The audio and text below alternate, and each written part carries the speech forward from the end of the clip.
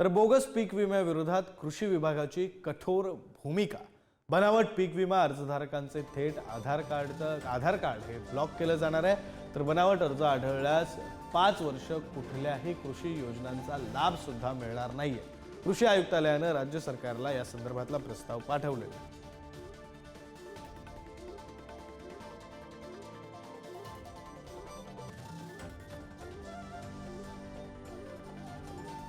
बातम्या आपण पाहतोय। बोगस पीक विम्यासंदर्भात कृषी विभागाने आता कठोर भूमिका घेतलेली आहे। बनावट पीक विमा अर्जधारकांचे थेट आधार कार्ड ब्लॉक केले जाणार आहेत। बनावट अर्ज आढळल्यास 5 वर्ष कुठल्याही कृषी योजनांचा लाभ घेता येणार नाहीये।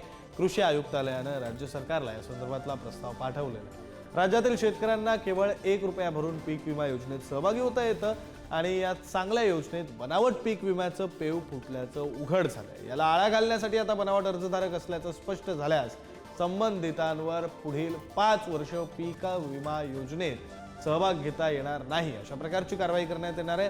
त्यास कृषी विभागाच्या योजनांचा लाभ मिळू नये म्हणून डीबीटी पोर्टलवर त्यांचा आधार क्रमांक थेट ब्लॉक करण्यात येणार आहे आणि अशा संदर्भातला प्रस्ताव कृषी आयुक्तालयाने प्रशासनाकडे मंजुरीसाठी पाठवून दिलेला आहे।